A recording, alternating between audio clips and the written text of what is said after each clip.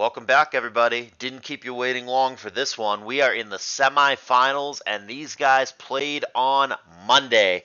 Not messing around, not wasting time. They are getting straight into it.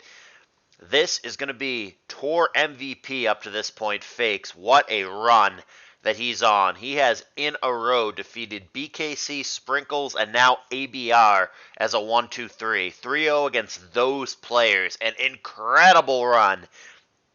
On the other hand, we have K3nix. His team, the Timezone Warriors, on paper looked like a good team, one of the top 16 teams, but didn't look like a team that was going to push through to a semifinal run.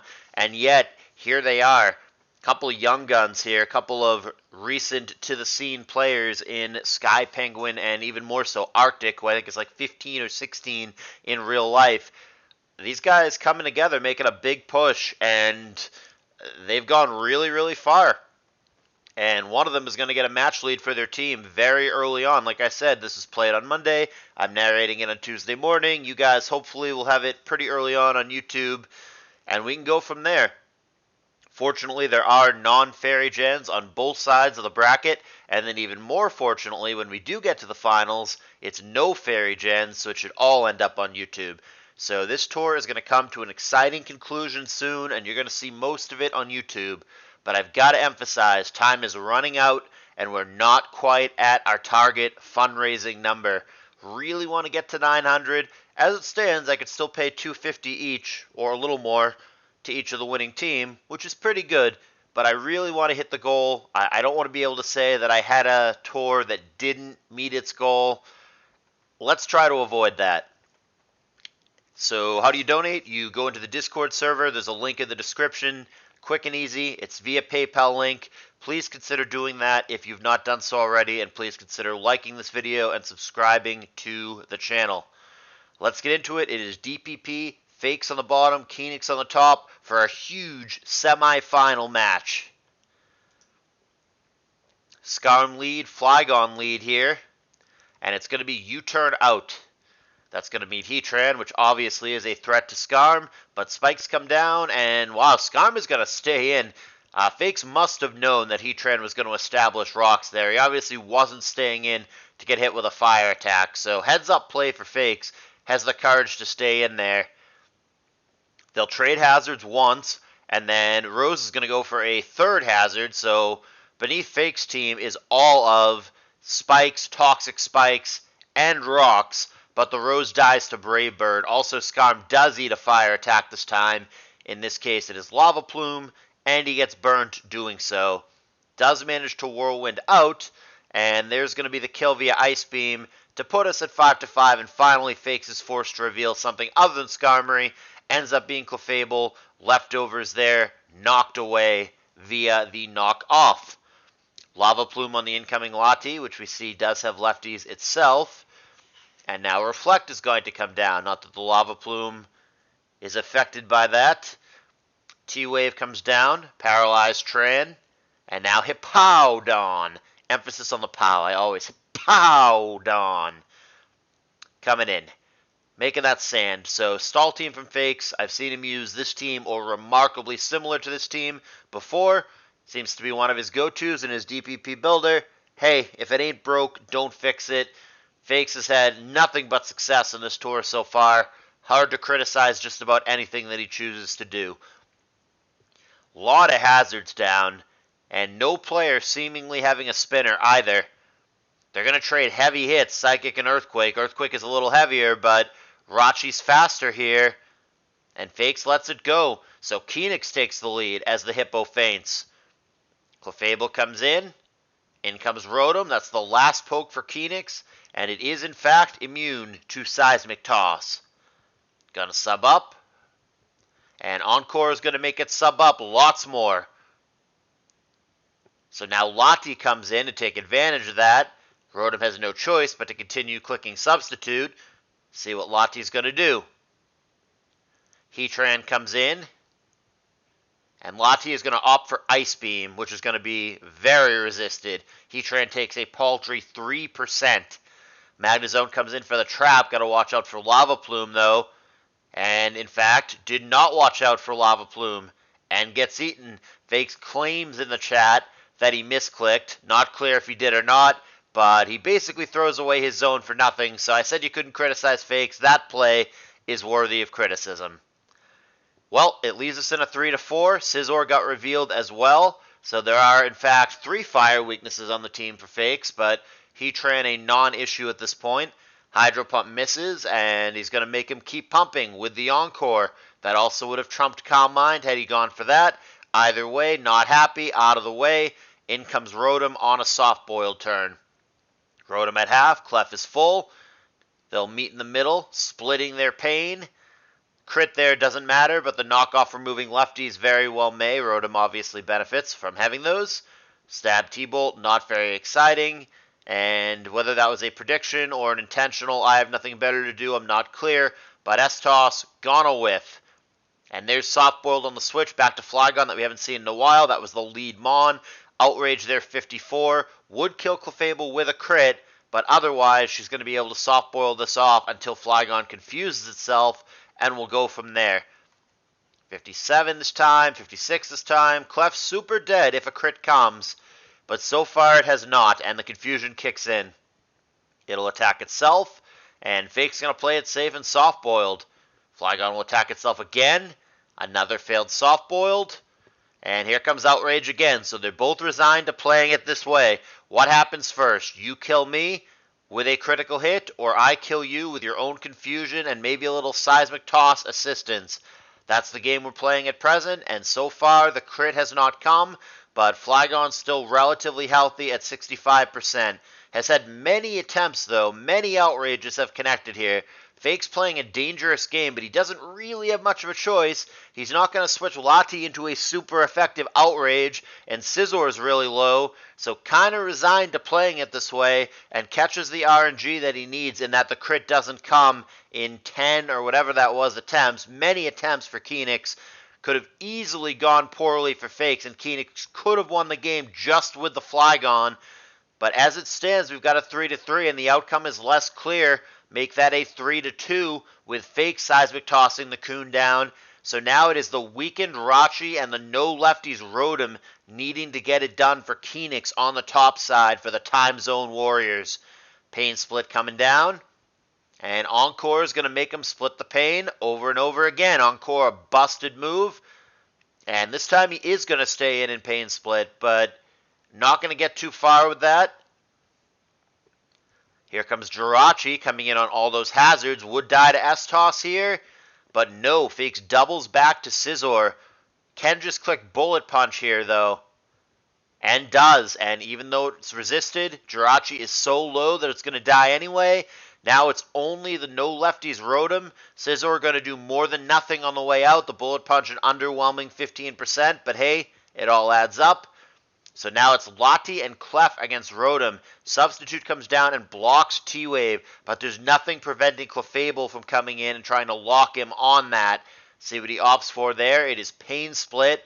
Maybe Rotom with a T-Bolt crit right now can get there. Nah, crit wouldn't have even done it with that damage roll. 22% would not have been enough had it been 44.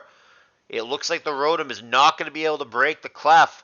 And there's Encore locking him again on a move, this time Pain Split. Back to Lati. Pain Split for lack of any other choice. Encore continues, see what Lati wants to do to proceed. Pain Split again, no choice. Ice Beam does pop the sub, so that's something. And the Encore continues further. Thunder Wave, which impossible to avoid for K3nix. Fakes force that on him nicely. Long Encore here. And that should do it. Ice Beam here should be able to do the last 15%, and it does. And Fakes is going to take game one. That, it was close. It was definitely winnable for K3nix. Definitely winnable. But the key sequence seemed to me to be the Flygon and the Clefable. Obviously had a crit come with Outrage, and the Clefable dies. It just feels like a totally different situation. I think the Flygon cleans it up without too much issue for K3nix. Fakes took many risks, not because he's loosey-goosey. He didn't really have a choice given what was left, given the circumstances, but he was forced to allow many outrages to happen against Clef. There were a lot of opportunities there. And yeah, I mean, what are you going to do? It's up to the RNG. It's not something the player can control. The crit never came. Lucky for Fakes, unlucky for K3nix. And that's going to be game one going the way of Fakes. So we'll move over now to game two. Like I said, it's not an elimination match just yet. This is the very first match to be played in the semifinals, but obviously want to get a match win and get ahead of it. So Fake's looking to put a match win on the board for Fake Booty and have an even more impressive record than he already does in this tournament somehow, or K3nix on the other end can make the comeback and get a match win up for Timezone Warriors. Here's game two. Fakes will be on the bottom again, and K3nix will be on the top, and he will lead Flygon for a second time. Fakes this time has a different lead. It's going to be Zapdos, and he knows the U-turn's coming, so he T-waves into the Flygon, and he ends up getting rewarded for doing so, getting the Heatran. And this team for K3nix looks remarkably similar to the team that he had before.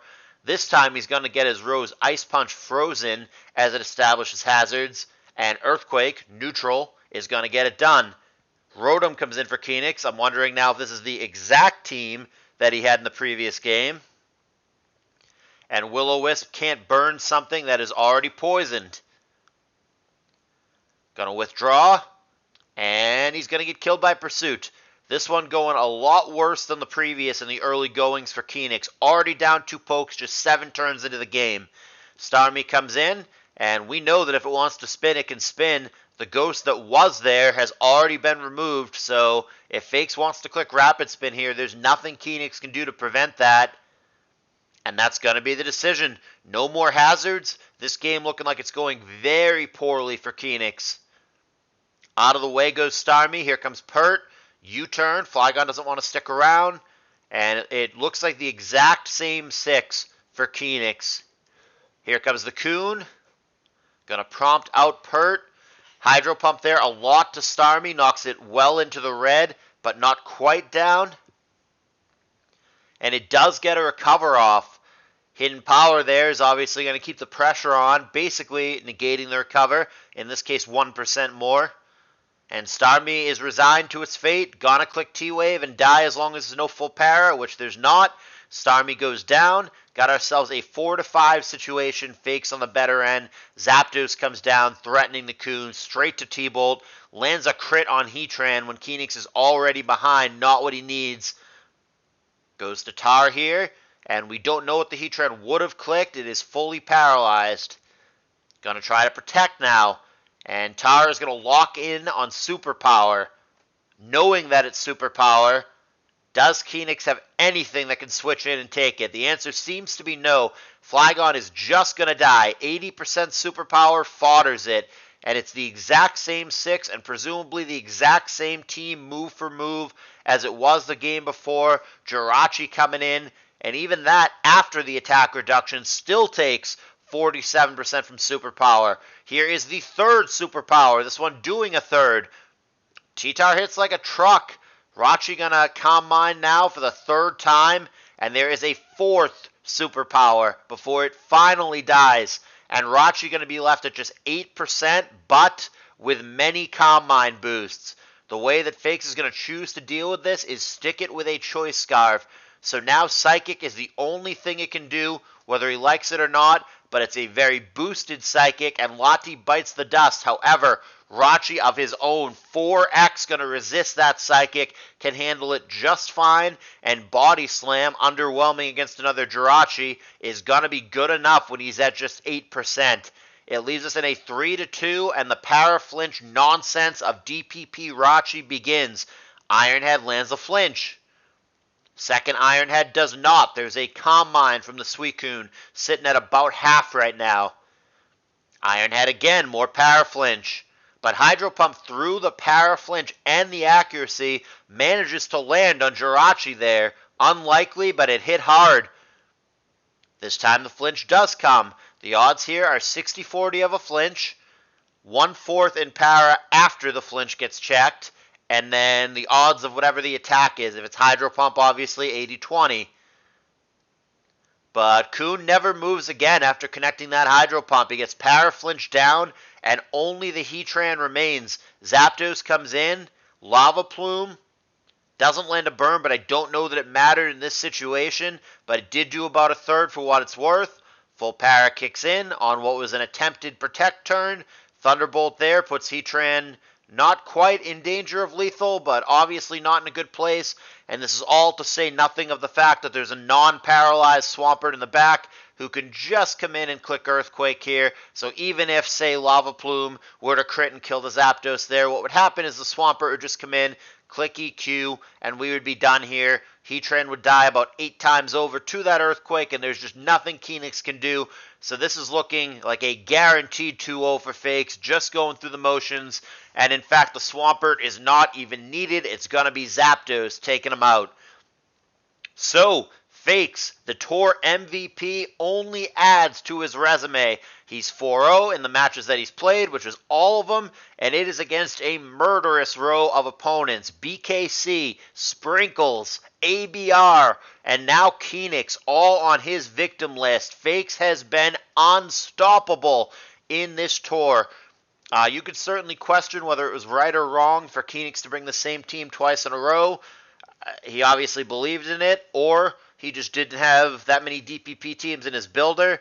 I would say that if he's going to rush in and agree to play on Monday, that he should have more than one team prepped. So I'm going to give him the benefit of the doubt that he chose to use it because he thinks it's good and he's comfortable with it, rather than that's all he's got, because then why would you play Monday?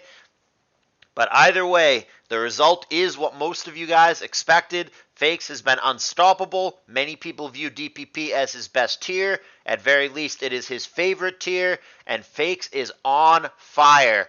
4-0 in this tournament and puts yet another match win on the board for Fake Booty. Now relying on Sabella or PJ, one of the two, to get it done and send them through to the finals.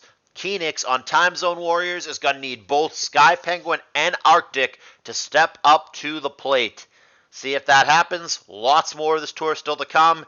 But please, please, please help me reach the funding goal if you've been enjoying the tour and if you have the means. We're close, but we're not quite there. Let's make it happen. I appreciate you guys watching, and I will see you in the next video.